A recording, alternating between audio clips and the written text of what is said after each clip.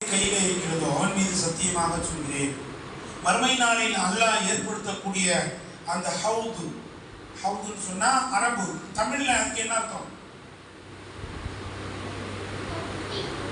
நீர் தொட்டி.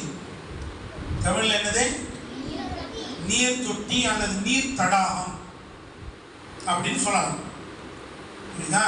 அப்ப அந்த மறுமை நாளில் நீர் தொட்டி எப்படி இருக்கும் அப்படின்னு சொன்னா, அழகா அந்த ஒரு ஹதீஸ்ல நபி அவர்கள் விவரிக்கிறாங்க.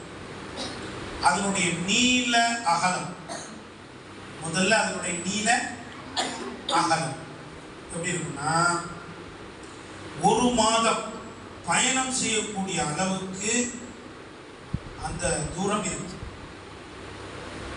ஒரு மாசம் நடைப்பயணம், ஒரு மாசமா நடந்து போயிட்டே இருந்தா எவ்வளவு தூரம் போகலாம்? ரொம்ப தூரம் போகணும். ஒரு நாளைக்கு நம்ம 60 கிலோமீட்டர் கூட நடக்கலாம். அப்போ ஒரு மாசத்துக்கு எவ்வளவு கிலோமீட்டர் வருது? எவ்வளவு வருது? 32 1800. சரி, ஒரு ரொம்ப ஹையா வைக்காம ஒரு லெவல்ல வச்சா கூட ஒரு என்னது, ஒரு 30 கிலோமீட்டர் வச்சுக்கோமே. 60 கிலோமீட்டர் ஜாஸ்தி, 20-30 கிலோமீட்டர் தான் நடப்போம் அப்படின்னா கூட ஒரு மாசத்துக்கு எவ்வளவு வருது? 600 கிலோமீட்டர் வருது. 600 மேல வருதா? சரி, ரைட்டு.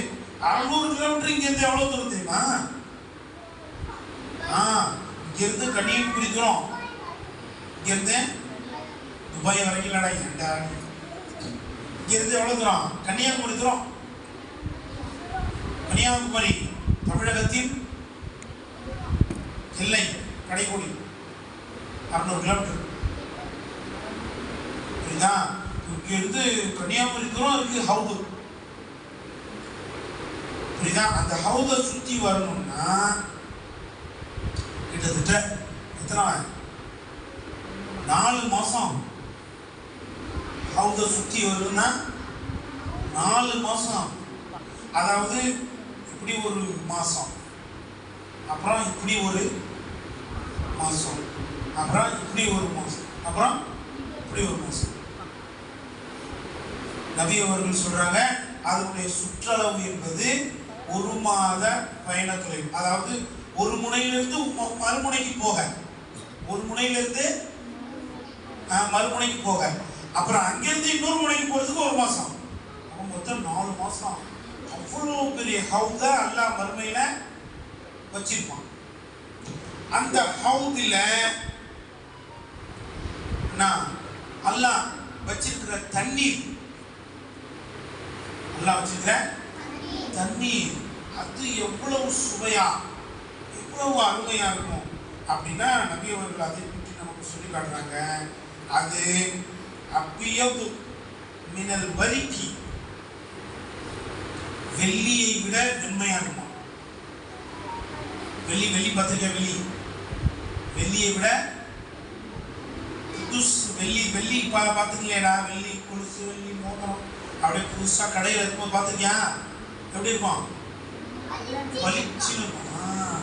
இன்னொரு ஹதீஸ்ல வேற உதாரணம் சொல்லப்படுது, பாலை விட வெண்மையா இருக்கும். எப்படி இருக்கும்? பாலை மாதிரி வெண்மையா இருக்கும்.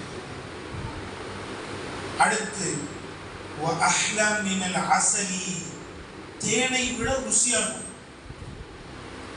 தேனை விட ருசியா இருக்கும். அத்யபு மினல் மிஸ்கி,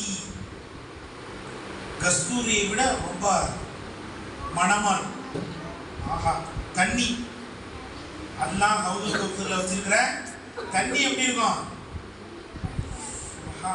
யோசிச்சு பாரு.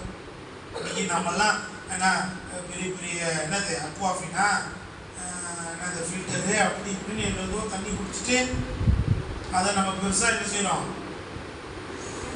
பீத்திக்கிறோம். அடுத்தது சூப்பர் தண்ணி அப்படி இப்படின்னு. அதெல்லாம் என்ன டேஸ்ட்டு?